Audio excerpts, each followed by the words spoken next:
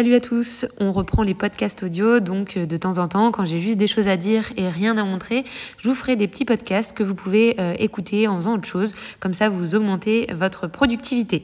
Alors aujourd'hui, on va parler un petit peu des erreurs que j'ai pu faire et qui ont eu ensuite des conséquences dans mon projet, histoire de vous faire gagner du temps si vous vous lancez dans le vôtre bientôt, ou que vous l'avez déjà commencé, mais que vous avez encore des choses à apprendre. Donc voilà, j'aurais vraiment bien aimé qu'on me le dise avant, parce qu'en fait, j'ai appris de mes erreurs, et j'ai acquis ces conclusions qu'une fois que je m'étais vraiment bien embêtée et bien plantée. La première erreur, c'est de sous-estimer l'importance de son temps.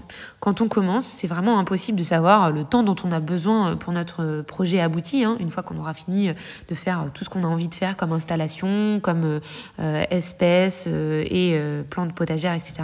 Donc il y a des petits détails où on va pas forcément essayer d'être productif dès le départ, et c'est un tort. Parce que là, nous, on est arrivé au point où ce qu'on a mis en place nous prend beaucoup de temps. Et au quotidien, ça passe, pile poil. Mais dès qu'il y a un problème dans l'équation, un animal qui tombe malade, qui va demander plus d'attention, plus de soins, un problème avec une culture, une récolte qui est un peu plus abondante, qui va nous demander du temps de transformation important, ou des aléas de la vie, là on se retrouve dans le rush. Parfois on est obligé de négliger des choses, et c'est aussi une source de stress et de fatigue importante. Donc cette situation nous a obligés à reprendre pas mal de choses qu'on avait mis en place au départ pour les simplifier, les rendre plus rapides, plus efficaces, alors qu'on aurait pu, si on avait su, faire comme ça dès le départ. Je vous donnerai des exemples concrets juste après, mais en gros, au début, quand on a plein de temps, on fait certaines choses qui sont pas forcément très pratiques. Mais au début, c'est tout à fait tolérable, en fait. On se rend pas compte du problème. Et on s'en rend compte que quand on est arrivé au point de rupture entre le temps disponible et les tâches à effectuer. Alors, ça paraît un peu évident comme conseil, sauf qu'en fait, la nature humaine fait qu'on choisit souvent la facilité sur le court terme, sans forcément penser à la facilité à long terme. Et c'est ça le problème. Donc, nous arrivons aux exemples pour que vous compreniez un petit peu ce que je veux dire. Donc, pour aller au canard, nous, on était obligés de passer par un petit chemin qui a été formé naturellement entre les parterres anarchiques de la partie forêt-jardin. Donc, ça partait un petit peu en zigzag. Et il y avait même un endroit où on passait en fait juste à côté d'un pommier, sauf qu'en mi-saison, quand il avait toutes ses pommes, fallait se baisser vachement pour pas se cogner. Et donc, ce chemin, il était vraiment ultra pénible quand il faut le faire 2 fois par jour, surtout de nuit, pour aller fermer les canards, c'est chiant. Donc on avait pris ce chemin par facilité, puisqu'il passait entre les zones, on n'avait pas besoin de le créer, en fait, il était déjà là. Donc c'était facile à court terme, mais il n'était pas du tout optimisé. Donc il n'y a pas longtemps, on a décidé de tracer un chemin tout droit, en fait, depuis l'entrée jusqu'au canard, et on a dû déplacer certains arbustes, ça nous a pris un peu de temps, ça nous a pris toute une après-midi à peu près, mais maintenant c'est un confort énorme, et on va 3 fois plus vite. Pour les poules, toutes les choses que je vous ai montrées dans la vidéo sur notre installation nous ont fait gagner énormément de temps. Des mangeoires anti-nuisibles de grande capacité, des abreuvoirs suspendus qui restent propres, des abreuvoirs automatiques reliés à la cuve, et surtout la source d'eau collée au poulailler. Tout ça, ça nous a fait gagner un temps non négligeable, parce qu'en fait, de 5 minutes en 5 minutes sur une journée, ça représente beaucoup de temps. Au niveau de l'eau, surtout pour les animaux, c'est important en fait à chaque fois de penser à l'acheminement en eau. Donc nous, on a mis des récupérateurs d'eau sur les toitures des enclos, mais par exemple pour les canards, on n'avait pas pensé à ça dès le début. Et donc on s'est dit, l'eau, elle n'est pas super loin non plus, genre 20 mètres. Sauf que les canards, en fait, ils salissent l'eau, mais à une vitesse de fou. On est obligé de la nettoyer plusieurs fois par jour. Donc on fait des allers-retours entre la cuve des poules et l'enclos des canards. Et on ne peut pas l'équiper de gouttières, parce qu'on n'y avait pas pensé dès le départ et que l'enclos est petit en fait, donc il n'y a pas de surface de toiture assez grande. Donc pour l'instant c'est pénible, mais on continue de faire ça. Mais clairement, l'année prochaine ou dans 2-3 ans, on va refaire un petit enclos un peu plus grand avec une toiture pour pouvoir récupérer l'eau au plus proche. Dans le même registre, c'est important que les choses soient pratiques et fonctionnelles pour que vous ayez envie de le faire et que ça ne devienne pas une corvée. Et donc ça implique plusieurs choses. Déjà du matériel qui fonctionne, de qualité, toujours du consommable de rechange et des installations entretenues. Je m'explique. Au début, comme on n'était pas trop sûr de nous en bricolage, on achetait vraiment des trucs le plus bas de gamme possible. Déjà parce qu'on n'y connaissait pas grand-chose, on avait peur d'investir, mais au final, on a dû investir 2 fois. Une première dans du matos pénible, bas de gamme, et une deuxième fois dans le bon matos. Et bien sûr, les fois où on a utilisé le matos de merdouille, franchement, c'est pas une partie de plaisir, parce que déjà que vous êtes débutant, en plus avec du matériel qui est nul, c'est encore plus difficile pour vous, donc vous vous embêtez et vous perdez du temps, et ça veut dire séance de bricolage en pétounant en permanence, en cassant des trucs, voilà. Donc dans les exemples de matériaux nuls, les tuyaux d'arrosage bas de gamme, qui se percent ultra rapidement, les embouts de visseuse avec un métal qui s'use s'use ultra vite parce que il est trop friable, quoi. Ça, c'est vraiment horrible, hein, parce qu'en fait, soit tu foires ta tête de vis, soit tu peux plus visser en plein travail. Donc, on essaye de prendre maintenant des embouts dans la gamme au-dessus. Et puis plusieurs, en plus, comme ça, si on a un qui est foutu, on prend l'autre. Et celui-là, on le jette. En fait, ça devient du consommable. Et aussi des vis de qualité, quand même, parce que ça peut aussi venir des fois de la tête du vis, hein. Donc le consommable de rechange, c'est pareil, hein, c'est très important parce que vous pouvez être bloqué en pleine action, hein. Ça paraît aussi évident, mais nous, c'est vraiment que quand on s'est retrouvé coincé un dimanche en plein chantier qu'on a eu le réflexe de toujours prendre d'avance. Mais au départ, bon, même si on y pensait un petit peu dans le coin de la tête, on s'y était pas imposé une rigueur là-dedans, en fait, vous voyez. Donc ça nous l'a fait, hein, avec la scie sauteuse. La lame, elle s'est cassée, donc maintenant on a toujours 2 lames de rechange de côté. Et quand vous prenez du consommable, hein, mettez-le sur une liste. Quand vous le sortez de votre stock, vous le mettez sur votre liste pour penser cette liste à l'amener avec vous. Par exemple, si vous allez une fois tous les mois ou tous les 2 mois dans un magasin de bricolage, vous prenez cette liste et vous refaites votre stock. Il faut faire un petit suivi quand même parce que si vous vous contentez de vouloir y penser et de le garder dans la tête, ben vous oubliez en fait. Donc voilà, il faut vraiment penser à recharger ce stock pour qu'il soit toujours là en cas de besoin. De même, les installations toujours fonctionnelles, c'est important. Une porte d'enclos qui frotte, par exemple, sans arrêt, c'est pénible, hein. Au départ, on est laxiste, hein, on fait l'effort de tirer un peu plus fort. Alors, par exemple, typiquement, un soir de décembre ou de janvier, où il pleut comme tout et qui fait 2 degrés, la porte de l'enclos qui est bloquée, que vous n'arrivez pas à ouvrir, bah, l'été, elle frottait un petit peu, sauf qu'avec l'humidité, ça gonfle, et là, elle est bien bloquée. Bah, ça, vous avez la haine. Et si vous aviez pris le temps, l'été, de limer un petit peu le contour pour que ça ne frotte plus du tout, et ben l'hiver, quand ça aurait gonflé, ça aurait juste un peu frotté, mais ça ne serait pas resté coincé. Donc c'est des petits détails comme ça, c'est pas grand chose, mais vraiment les jours où vous avez du temps, ben, prenez un petit moment pour régler tous ces petits détails insignifiants qui deviendront un jour très pénibles, soit parce que ça va empirer, soit parce que ça va être une accumulation de plein de petits détails pénibles, et donc ça, il faut y penser. Donc on va revenir un petit peu sur le jardin, hein. L'erreur que j'ai fait au début, c'est d'acquérir au moins cher, par souci d'économie, hein. Je sortais de la fac, donc j'avais pas beaucoup d'argent à mettre sur les arbres et compagnie. Et puis aussi de façon opportuniste, c'est-à-dire en gros, je vais dans un magasin pour un autre truc, je vois un arbre pas trop cher, bah, je le prenais, sans tenir compte de la variété, ce qui fait que dans les premiers arbres que j'ai plantés, j'ai certaines variétés qui sont nulles, hein. On a un pommier dans le jardinet qui fait des pommes toutes biscornues, elles sont bonnes, hein, mais elles sont petites, on connaît pas la variété, elles sont pas du tout uniformes, donc ça vous prend de la place. C'est pas si facile de se dire bon bah il est nul, je vais le sacrifier, je le coupe ou je le regreffe. Et encore, pas super idée, hein, de le regreffer, parce que si c'est nul, c'est possible aussi que ça vienne du porte-greffe, hein, qui soit pas optimal non plus, hein. Donc si vous faites des choses comme ça, vous en rendez compte 6 ans après quand il commence à fructifier, vous avez perdu 6 ans, hein, si vous devez le couper, en replanter un autre, ou le couper et le regreffer, voilà, vous perdez du temps. Moi, j'ai de la place, hein, je l'ai laissé, mais si j'avais eu un petit jardin, il aurait fallu à un moment penser à se dire cet arbre, il faut qu'on s'en débarrasse, quoi. Donc, perte de temps. Dans les erreurs sur les variétés, j'ai aussi eu tendance beaucoup pour tout ce qui est potager à prendre des choses un peu originales. Sauf que c'est pas forcément ce qui va être le plus intéressant du point de vue autonomie alimentaire, ni du point de vue goût d'ailleurs, hein. Je pense par exemple à la tomate voyage que j'avais testée au début. Je trouvais qu'elle était pas ouf comparée à une rose de Berne par exemple, qui avait plus de goût et qui était plus grosse. Cette tomate voyage, en fait, je l'avais pris juste pour son esthétique marrante, en fait, sans tenir compte de son goût et de sa productivité. Sauf qu'en salade, c'est pas terrible. Pour faire de la sauce tomate, voilà, c'est pas ouf non plus. Donc à la limite, si vous avez des enfants, ils peuvent manger ça comme une clémentine, quoi, en prenant les petits lobes comme des quartiers de clémentine, quoi. Mais pour moi, pour mon autonomie personnelle, ça a pas grand intérêt, en fait. Voilà. Pareil pour les carottes. Maintenant, je suis sur des variétés de carottes géantes, hein. Il y a la géante de Tilk, la nantaise, Colmar à cœur rouge, tout ça. Moi, ça donne des carottes très grandes, de calibre excellent et très bonnes au goût. Alors qu'au début, je prenais des variétés un petit peu originales, comme par exemple les carottes violettes. En fait, avec l'expérience, je me rends compte que chez moi, les carottes violettes, elles restent de calibre très fin, en fait. Pas forcément longues, voilà, ça fait des petites carottes pas fou, quoi. Donc je suis moins bien rentable qu'avec les autres variétés que je vous ai citées, sachant qu'en termes de goût, il n'y a vraiment aucune différence. Mais en fait, à chaque fois que vous semez une graine, ça vous prend du temps. Quand vous allez éclaircir la carotte, ça vous prend du temps. Quand vous allez laver vos carottes, ça vous prend du temps. Donc plus c'est petit, plus vous perdez de temps en fait sur votre rendement total. Alors, je vous dis pas de pas tester des trucs originaux, hein, mais si vous voyez que ça marche pas chez vous une année, vous changez, hein, persistez pas, quoi. Parce que c'est peut-être pas forcément de votre faute, ça peut être aussi à cause de la variété, hein. Il y a des trucs plutôt originaux dont j'ai été super contente.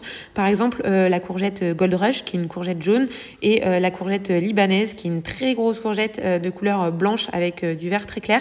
Ça a été des super variétés chez moi, plus productives, meilleures au goût que la traditionnelle verte. Les haricots violets aussi, c'est pareil, j'en suis très très contente. Je trouve qu'ils sont plus faciles à récolter parce qu'on les voit mieux déjà, pour un goût équivalent.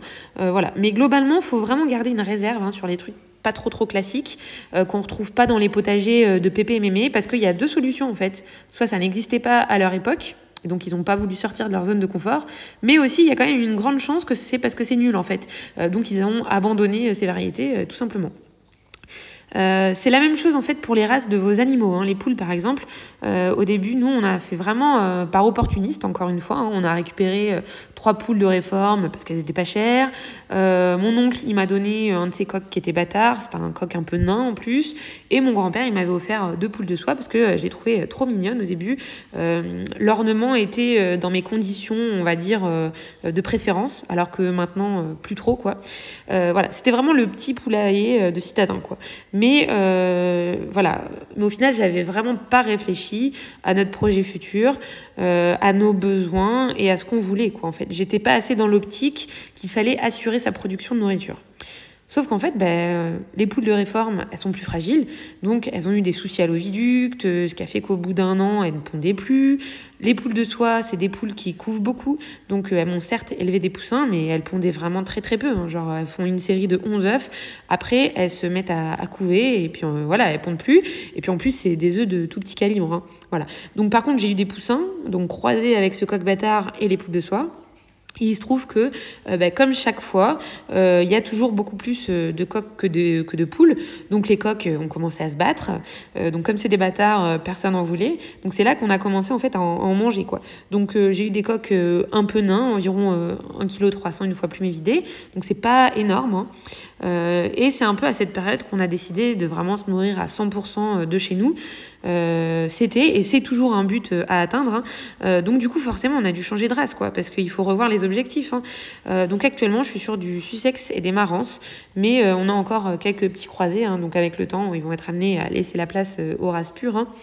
Mais voilà, ça c'était vraiment un petit point sur les races que vous choisissez. C'est pareil, en tant que débutant autonomiste, partez pas sur des races pénibles qui vont être hyper fragiles. Je veux dire, pour les moutons, prenez des choses rustiques. Vous n'allez pas avoir des hectares et des hectares pour faire des compléments à leur alimentation. Par exemple, je pense pour les moutons. Donc essayez de prendre des races assez rustiques qui vont transformer les fourrages grossiers, c'est-à-dire les ronces, les arbustes et tout. Voilà, c'est plus intéressant, je pense, pour un particulier de prendre ce genre de moutons plutôt que des moutons qui vont avoir besoin d'avoir leur petite mélasse sur le foin pour rendre le foin plus appétant et pour grossir plus. Voilà, des petits détails comme ça, pensez-y. Ensuite, l'erreur suivante, c'est de sous-estimer les prédateurs. Alors là, celle-là, c'est vraiment l'erreur qui fout le plus la haine, hein, parce que par vos incompétences, en fait, ça coûte la vie de vos animaux. Donc, vous allez énormément culpabiliser, vous allez être triste. Enfin, voilà, ça, c'est vraiment la pire erreur. J'aurais vraiment aimé ne pas la faire. C'est pas parce que vous êtes tranquille pendant des mois, voire même plusieurs années, que ça n'arrivera pas un jour, hein, et même si vous habitez en ville. Donc, un exemple, hein, mon père, il fermait pas ses poules le soir pendant genre 1 an et demi, hein, il n'y a eu aucun souci, hein. Et un matin, il va chercher ses œufs et les 12 poules reines mortes, hein, tuées par le renard. Il y en avait des bouffées, d'autres décapitées, enfin voilà. Donc en fait, il faut dès le départ prendre vos précautions. Moi, par exemple, l'épisode de la fouine, bon, j'ai râlé après la fouine, hein, je vous ai fait tout un tintouin, mais c'était d'abord de ma faute en fait, parce que ce qu'on avait fait, c'était pas assez adapté pour empêcher les prédateurs de rentrer. Un enclos posé au sol ne suffit pas, hein, même avec le grillage retourné enterré, parce qu'ils sont tout à fait capables de couper le grillage qui est enterré. En plus, le grillage enterré, il va rouiller, hein, donc il va se briser très facilement. Et je sais pas si vous avez eu l'occasion de voir un renard se déchaîner sur un grillage. Je vous assure qu'il y va vraiment très fort, quoi, et que un simple grillage agrafé ou même un grillage enterré, ça suffit pas, quoi. S'il n'y a pas eu de souci, c'est que vous avez de la chance et tôt ou tard, ça pourra arriver.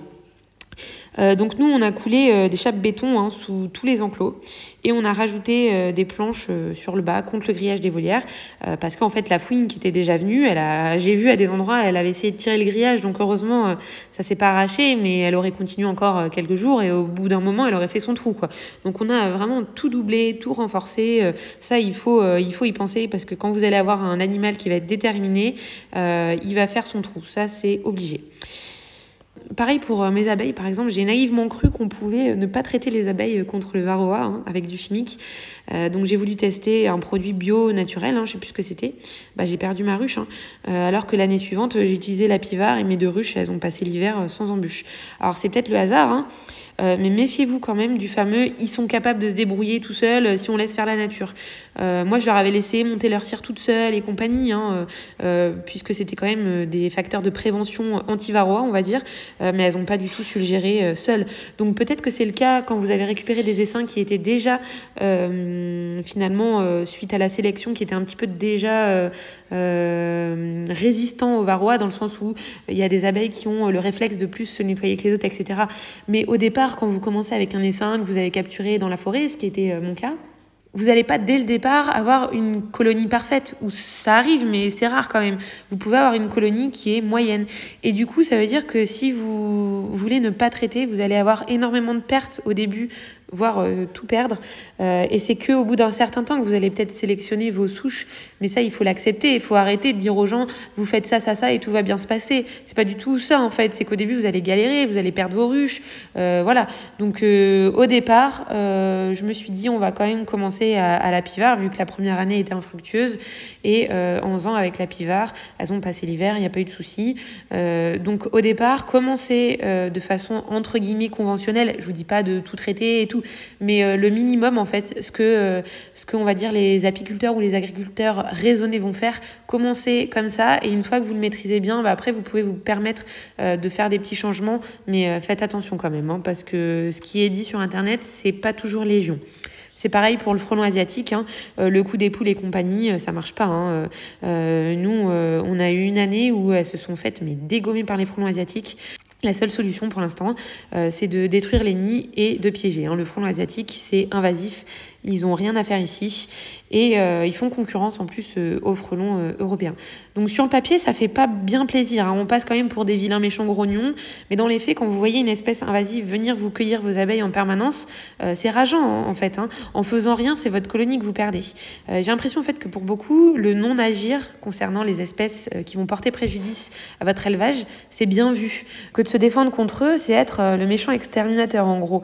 Mais en fait, le non-agir vous rend pas moins responsable. Parce que quand on fait de l'élevage, qu'on a des poules, qu'on a des abeilles, ou que sais-je, ça nous rend responsables d'eux. C'est nous qui avons choisi de les avoir. Donc pour moi, c'est un contrat entre eux et nous. On les nourrit, on les abreuve, on les abrite des intempéries et on leur assure sécurité et santé. Si tu fais rien et que tu les laisses mourir, parce que c'est la nature, que c'est dans l'ordre des choses, qu'il y ait de la prédation, pour moi, tu es autant responsable en fait de la mort que quand tu vas tuer un prédateur pour les défendre, quoi. En fait, c'est pas mieux en fait. C'est juste que tu as entre guillemets choisi la solution de facilité, quoi. Donc oui, pour faire de la prévention. Faire des super abris anti-prédateurs, essayer de favoriser au maximum l'équilibre, ça je suis tout à fait d'accord. Entre la nature et notre activité, on peut tendre vers un petit équilibre, mais parfois il y a quand même une rupture dans cet équilibre. C'est à nous de corriger quand même. Faire un potager et faire de l'élevage, c'est pas naturel. C'est une situation qui est créée par l'homme. Donc l'équilibre, il va être quand même très difficile à atteindre. Il faut pas oublier que dans la nature, l'équilibre, c'est pas tout beau, tout rose, il se passe que des bonnes choses. L'équilibre dans la nature, c'est des animaux qui meurent. Et ça, j'ai l'impression qu'il y a beaucoup qui ne le voient pas parce qu'en fait, ça se passe en dehors de notre vue. Un animal dans la nature qui est malade, il va aller se cacher dans un coin. Vous ne le verrez jamais mourir. Vous allez rarement voir des animaux malades, en fait. Et vous ne verrez pas non plus des prédateurs attaquer des proies devant vous, sauf si vous vous cachez. Mais je veux dire, c'est très rare de le voir parce qu'ils attaquent quand, justement, il n'y a personne qui vienne les voir. Ils font ça de façon discrète. Donc, on ne se rend pas compte, mais la nature est vraiment cruelle. Et c'est pour ça que il faut savoir dans quoi vous vous embarquez en fait quand vous voulez faire de l'élevage, etc. Pour tout ce qui est potager, ça me dérange pas du tout de partager avec de la faune, d'en mettre un peu plus et qu'il y ait quelques chenilles ou quoi qui mangent quelques choux. Moi, je traite rien, ça me dérange pas. J'ai plein de pucerons, mais j'ai aussi plein de prédateurs du puceron. Voilà, ça, il n'y a pas de souci. Ça me dérange pas du tout d'être gentille sur ça. Ça ne me porte pas préjudice. Par contre, côté élevage, c'est quand même des vies en jeu, pas des plantes. Donc, c'est pas la même situation. Ça, il faut vraiment que vous captiez ça. Et si vous vous sentez pas capable d'assurer la sécurité de vos animaux et pas capable de vous défendre, il faut peut-être quand même revoir le projet. Est-ce que finalement c'est intéressant de prendre ces animaux parce que prendre des animaux pour qu'ils meurent, voilà quoi, c'est pas très cool. Vous dépensez de l'argent avec le grain que vous achetez, vous dépensez du temps. Et puis au final, votre animal, il meurt quand même dans d'atroces souffrances, quoi. Donc bon, voilà, faut réfléchir à ça aussi. Maintenant, côté matériel de transformation, il faut prendre du matériel adapté à vos ambitions. Actuellement, sur le marché, vous avez soit du pro, qui va être pour des très très grandes quantités, soit du particulier, qui va être adapté à une consommation autonome très faible en fait. Genre en gros, quelques légumes du potager, mais ça va pas être adapté à une production totale de nourriture pour quelqu'un qui veut vraiment être en autosuffisance alimentaire. Donc il va falloir souvent taper dans du matériel, soit professionnel, mais plutôt pour les petits artisans. Mais en tout cas, il va vraiment falloir réfléchir par rapport au volume total que vous avez à traiter. Par exemple, là, le stérilisateur, le nôtre, c'est un 32 litres. On peut mettre que 10 bocaux de 1 litre dedans. Et je pense qu'il faut minimum un stérilisateur avec une capacité de 25 bocaux pour être efficace. Cette année, on a perdu un temps fou dans les bocaux parce qu'on procédait que par petites quantités. Donc toujours dans cet esprit-là, sur les bocaux, pensez à condenser la période de récolte. Par exemple, les haricots verts, vaut mieux faire des grandes lignes semées en même temps et quelques pieds semés échelonnés pour la conso en frais. Mais comme ça, en fait, quand les grandes lignes elles seront en production, vous ramassez presque tout en même temps et vous faites des grosses tournées de bocaux. Alors que nous, cette année, on avait échelonné tous les 15 jours des quantités moyennes. Donc je me suis retrouvée à passer plus d'1 heure tous les 2 jours pendant 2 mois pour ramasser les haricots. Donc le premier mois, c'est cool, on est content, mais le deuxième, c'est une corvée. Et en plus, tous les 2 jours, donc on avait une trop grande quantité pour les manger simplement en frais, mais une trop petite quantité pour mettre en bocaux de façon rapide et efficace, en grande quantité. Donc toutes les semaines, je faisais 3-4 bocaux d'haricots, 2-3 de tomates, mais du coup, cumulé, j'ai perdu énormément de temps que si j'avais fait 30 bocaux d'haricots d'un coup. Donc ça aussi, il faut y réfléchir. Dernier conseil, pour choisir la taille de vos enclos, de vos serres, toutes les capacités en gros, prévoyez toujours plus grand que ce que vous vouliez prendre au départ. En gros, vous faites votre choix en réfléchissant bien. Au moment où vous avez fait votre choix définitif, que genre vous êtes bien sûr de vous, vous alliez commencer à acheter les matériaux pour fabriquer ou vous alliez sortir la carte bleue pour acheter votre truc, vous prenez encore plus grand. À ce moment-là, pas avant, à ce moment-là vous doublez. Nous, on regrette pour la serre, par exemple, de ne pas avoir pris plus grand, alors qu'au final, le montage nous aurait pris à peine quelques heures de plus pour une surface 3 fois plus grande. Donc vraiment, il faut faire toujours plus grand que ce que vous pensiez. Vous en aurez jamais assez, et pour tout, vraiment pour tout. La surface de votre terrain, quand vous achetez votre maison, vous n'en aurez jamais assez. Ça, c'est, en tout cas, nous, c'est l'histoire de notre vie.